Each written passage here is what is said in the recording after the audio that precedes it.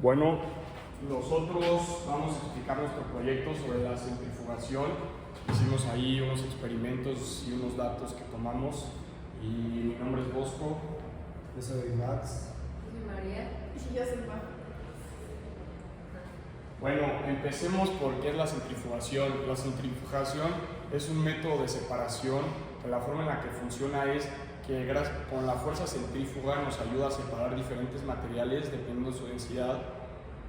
En resumidas cuentas, el método de centrifugación que nosotros usamos fue el diferencial, que consiste en hacer que nuestra mezcla se mueva para que la densidad de nuestros diferentes elementos bajen y podamos ver la separación. Esto no solamente sirve, bueno, en este caso fue en los alimentos, también puede ser usado en la industria para separar aguas residuales, también puede ser usado en la biología para separar la plasma de la sangre y de los diferentes aspectos. Y también existen diferentes tipos de centrifugación, no solo el que usamos.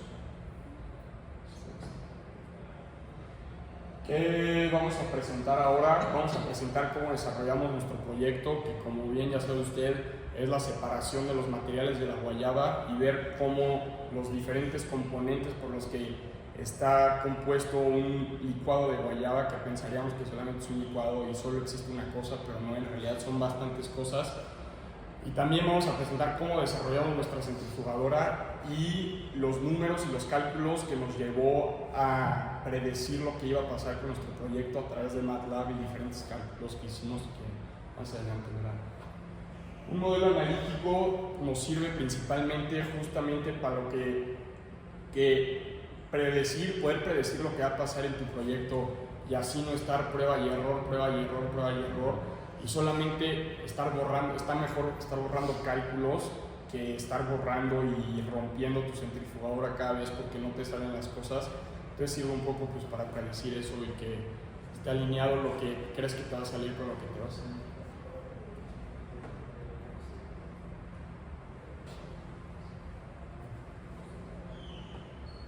Bueno, pues para este proyecto decidimos utilizar un ventilador como de esos para refrigerar las computadoras. Normalmente se conecta a una fuente de poder y de ahí ya se controla. También usamos un bajo de precipitados para poder medir más fácil y más transparente ver qué es lo que está pasando realmente ahí dentro. Entonces lo que hicimos fue que licuamos la guayaba junto con agua. Entonces se hizo como una mezcla prácticamente homogénea porque sí se pueden ver las diferentes partes, pero sigue siendo la misma mezcla. Después pusimos esto, pues lo intentamos con ¿cómo se llama? Densidad. El densímetro y no funcionó muy bien, entonces decidimos usar ya la fórmula directa de masa entre volumen. Entonces trajimos una báscula, pesamos cuánto era y vimos cuánto ocupaba de volumen con el vaso de precipitados. Y ya de ahí sacamos la densidad. Entonces pues ya luego pusimos ese mismo vaso en el motor del ventilador para que girara y eso creara la centrifugación y se viera la separación de mezclas.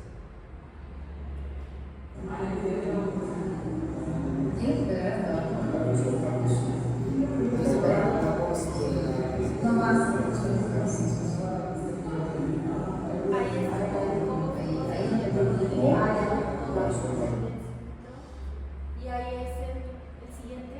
Y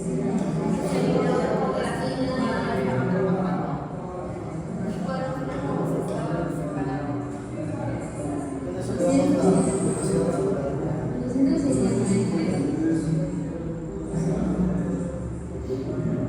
velocidad. Y bueno, el diseño del experimento.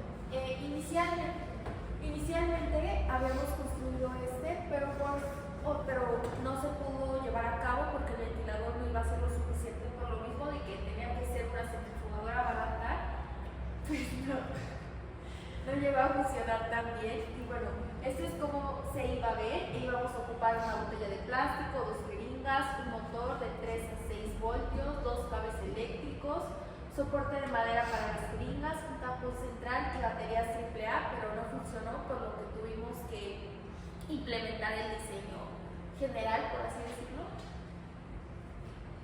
Y bueno, ¿cómo construirla? Este es el diseño de cómo íbamos a construir la original, tal como se nos indicó. indicó que lo presentáramos. Y bueno, era preparar la base, limpiar la botella y taparla, perforar el tapón por el centro, era fijar el motor, era colocar el motor sobre el tapón, acoplar la barra, fijar la barra de madera del eje del motor con tornillo, colocar las jeringas, era fijar las jeringas en los extremos de la barra a la misma distancia del eje y revisar que estuvieran simétricas. La conexión eléctrica era conectar y portapilas al motor con los cables, era con la barra colocada girar manualmente para comprobar que no hubiera un fuerte desbalance, y la caja de protección era poner una botella alrededor para que si algo se soltara no salieran como los fragmentos. Y bueno, como ya les dije, que vimos que un licuado de guayaba no es simplemente la guayaba y ya, sino que está disuelta en diferentes aspectos, tiene diferentes aspectos el licuado, como son los huesos de la guayaba, que es lo más denso, que son las semillas. Después viene la pulpa, que es como todo lo que está dentro, que yo diría que es como lo más delgadito. Y después al final tenemos la cáscara, que es lo más delgado y suave, que pensaríamos que es lo que siempre se acaba diluyendo y lo que no se ve. Y entonces de eso es de lo que está compuesta nuestra mezcla y lo que buscamos centrifugar. Bueno, sacamos la densidad de nuestra mezcla y pudimos dar, bueno, después de varios errores que tuvimos, o más bien no nos daban los cálculos con el densímetro,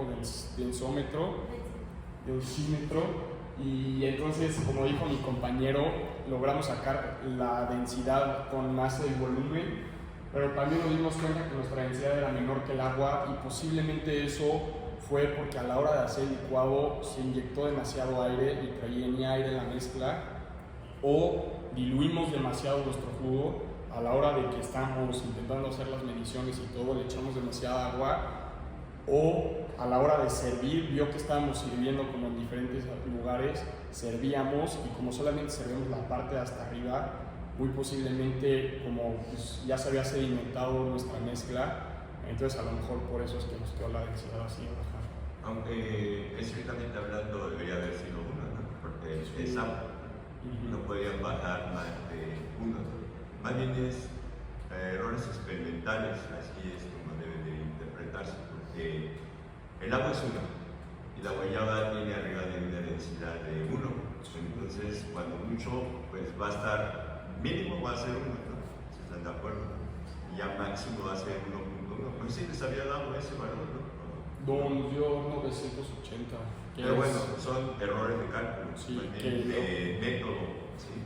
Obviamente aquí lo hicimos bien primitivo, muy silvestre, ¿no? Pero en realidad en un laboratorio, ya bajo condiciones controladas, debería haber sido más alta esa. Sí, no, porque incluso puede ser algún error, por ejemplo, de la báscula que la hayamos puesto en.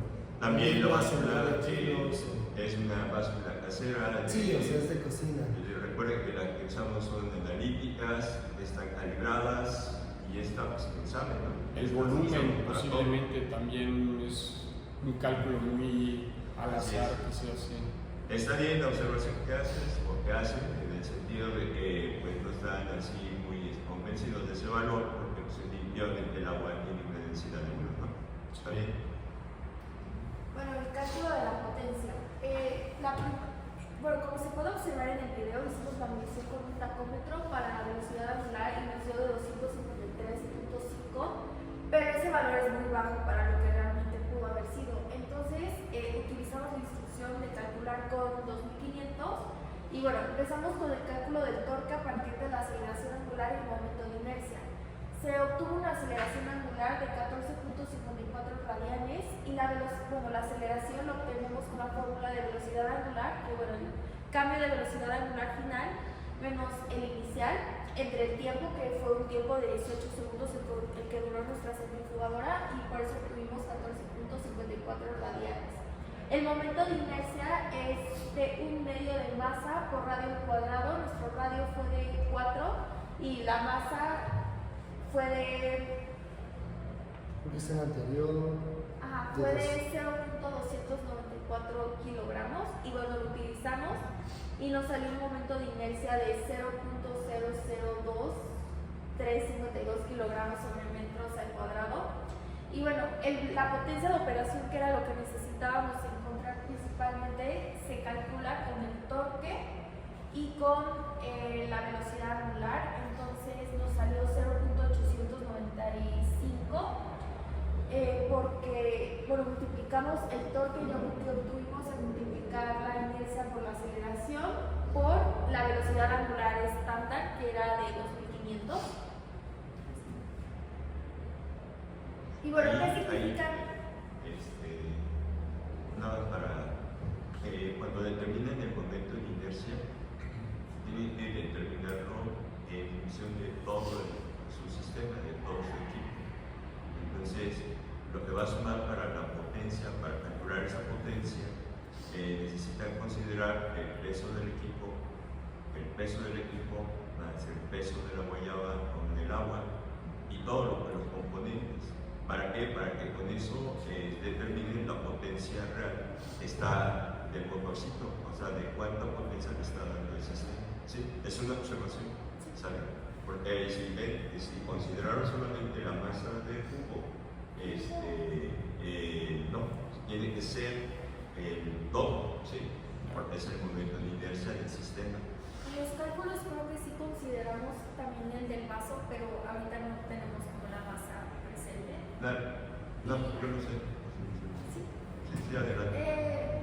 ¿En qué significan los valores? Bueno, la velocidad angular calculada es de 253.5, que es la que obtuvimos con el tacómetro, y eso significa que el motor usado no alcanzó la velocidad teórica porque su capacidad era limitada. Situación común que ocurre en los prototipos de bajo costo, ya que el motor no es tan potente como el industrial. La aceleración angular se calculó considerando que el motor pasó de reposo a la velocidad del diseño de 18 segundos. Este valor refleja un arranque lento que también tiene coherencia con el hecho de que son motores pequeños y no tienen suficiente torque inicial para vencer la inercia del líquido. El valor del momento de inercia también es muy pequeño porque la masa y el radio también son reducidos. Esto indica que pues, nuestro sistema en realidad ofrece poca resistencia al giro porque es un prototipo pequeño con una capacidad de 300 mililitros de líquido. Y bueno, también el torque es bajo porque tanto la inercia como la aceleración son pequeños, lo que confirma que el motor necesita aplicar gran fuerza para mover un líquido, pero al mismo tiempo tampoco tiene suficiente potencia para alcanzar altas velocidades, y el valor de potencia también es bajo, lo que coincide con un motor de baja capacidad. Pero bueno, sí logramos demostrar el principio físico de la centrifugación, y bueno, podemos observar analíticamente que se formó la superficie parabólica en el líquido, una separación radial de las semillas y la pulpa hacia las paredes, y bueno, se confirma el fenómeno visualmente. Pero las limitantes es que, bueno, la principal limitante es que no pudimos implementar nuestro diseño inicial, la densidad de la mezcla, por lo mismo de datos experimentales y de que fue de una manera un poco empírica, no obtuvimos una densidad tan certera o tan precisa.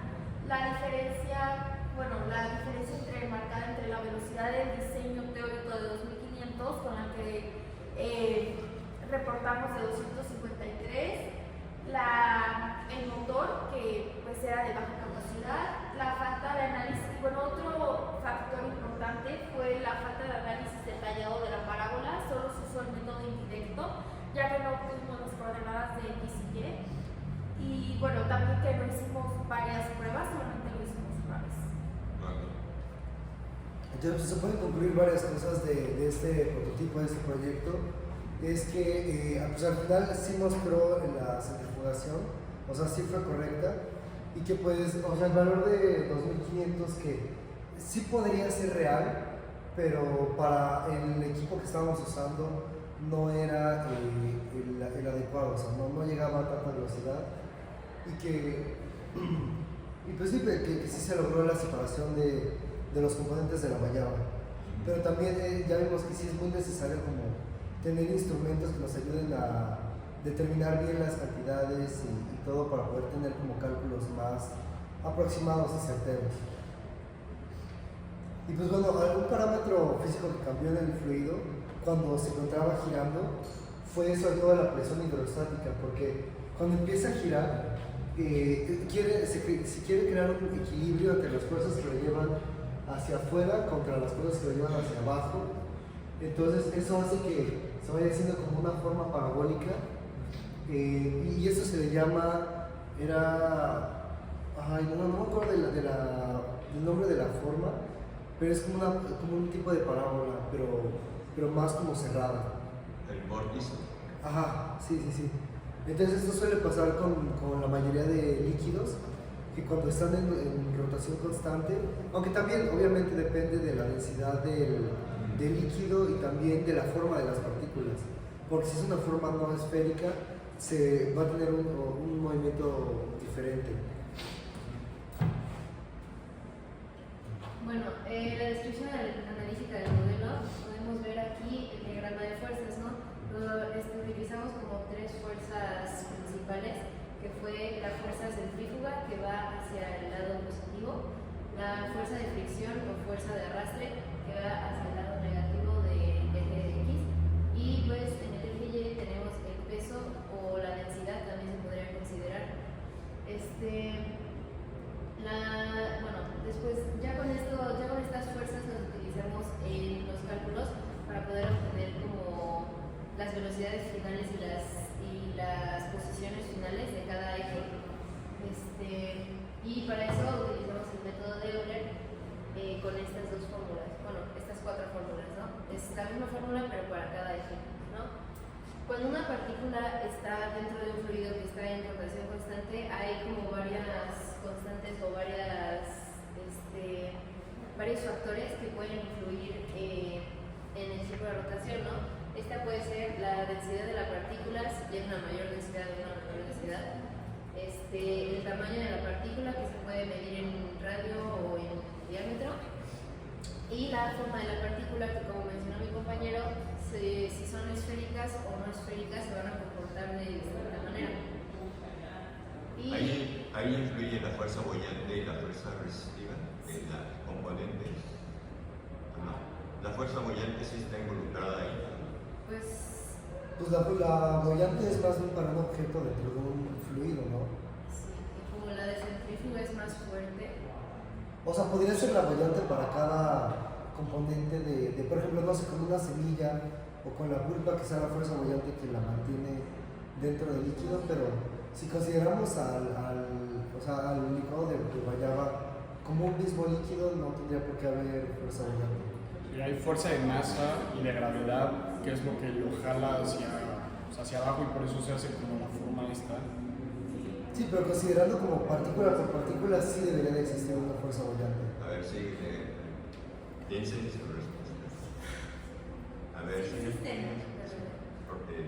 Y bueno, para el código de MATLAB se utilizaron como los parámetros base, los parámetros básicos para los tres tipos de partículas, ¿no?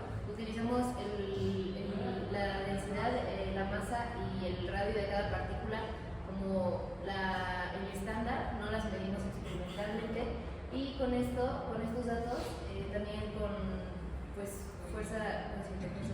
también como con datos más estándares se hizo la integración por el método de Euler, y así pudimos sacar esta gráfica de posición. Podemos notar que la curva, que es la línea roja, es la que está por encima de todos. Eso se debe a la densidad, porque pues como tiene una densidad menos pesada, va a flotar más. Luego sigue la cáscara es como la intermedia, y al final tenemos las semillas. Las semillas tienen la densidad más alta, la más pesada, y es por eso que se van hasta abajo de la posición. Podemos ver que todas las partículas empiezan en la posición de 0,2, es decir que antes de empezar a centrifugar están en la misma posición, y conforme se aplica la fuerza se van separando por las densidades, ¿no? Y pues sí. Perdón. La velocidad del experimento no la podemos medir no podemos poner una tabla con el código de MATLAB, pero pues medimos la velocidad mientras estaba girando pues el fluido, y nos dio 250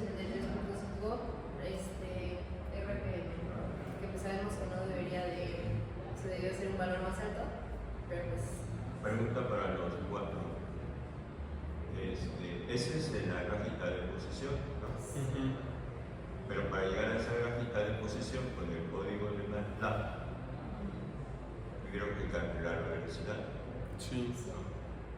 Utilizamos la velocidad angular y... Ahí les faltó esas gráficas de la velocidad, porque parten de la velocidad y luego con la fórmula de posición bajan, con el valor de velocidad les permite calcular el de posición.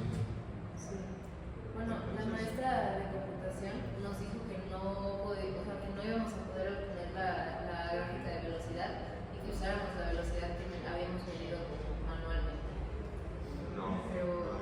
no, porque entonces, por ejemplo, todos los datos de entrada del código están relacionándolo para que calculen la velocidad, como lo vimos en las ecuaciones que se dedujeron, es la velocidad y de ahí se bajan a la de posición en X y Y. Calculan velocidad en X y Y y posición en X y Y. ¿Sí? Entonces ahí sí pusieron su código en su reporte. Ajá.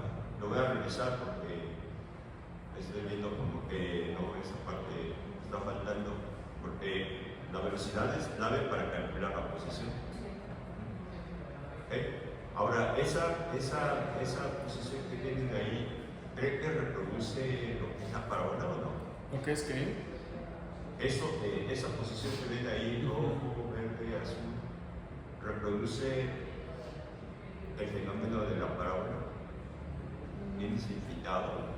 O sea, bien especificado no, pero en cierto punto se puede llegar a ver cómo el movimiento, o sea, cómo la fuerza te jala aquí, pero no, o sea, no volvemos a ver cómo la parábola te levanta, que es la otra fuerza. O sea, vemos una fuerza.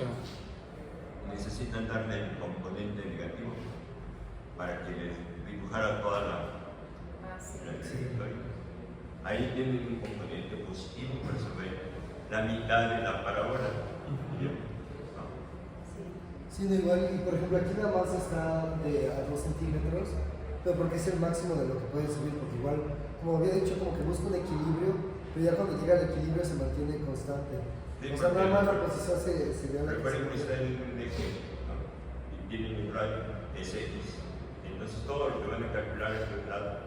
Sí. Entonces lo del otro tiene que ser lado negativo para que les dé, ahora sí que lo transforme. Pero al final tiene que ser lo mismo, ¿no? O sea, porque se llega a estabilizar y o sea, esto es un espejo de lo que está pasando en el otro lado. O sea, serían los mismos valores, lo mismo todo. No, está bien, o sea, la respuesta era de que dijeran, sí, esa es la posición que me da cuando estoy centrifugando me va a dar la parábola. Sí. Otra pregunta, ¿qué tipo de centrifugador entonces es ¿Cuál es la isopícnica, diferencial simple? ¿Cuál es el isopícnica? La pusimos en la primera y usamos la centrifugadora a diferencial, el tipo diferencial.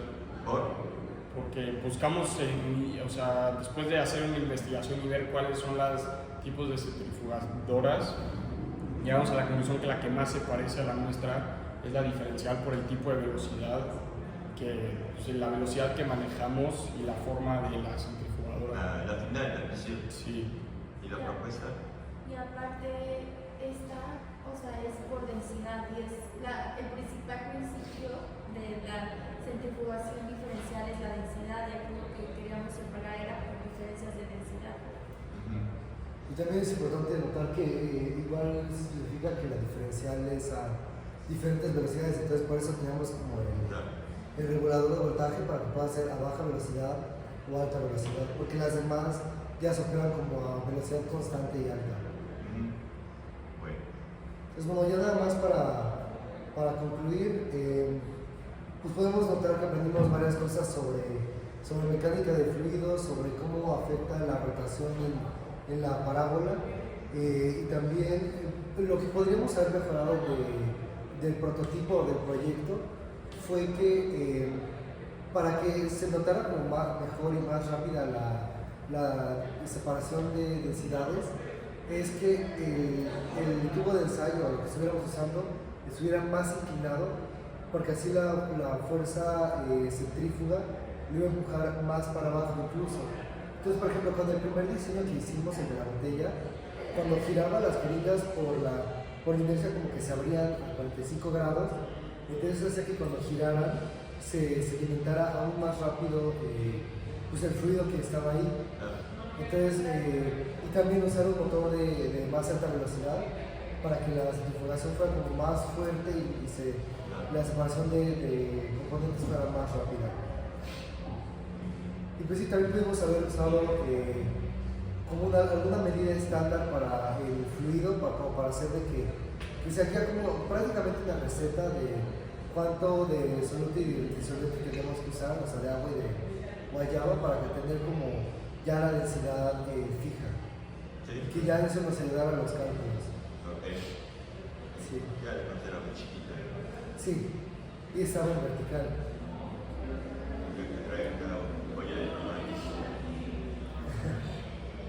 Pero igual nos ayudó que fuera transparente para poder ver. Eso sí. Para poder Eso ver sí. así. Y aún así no se ve bien porque como hay mucha semilla, mucho pulpa,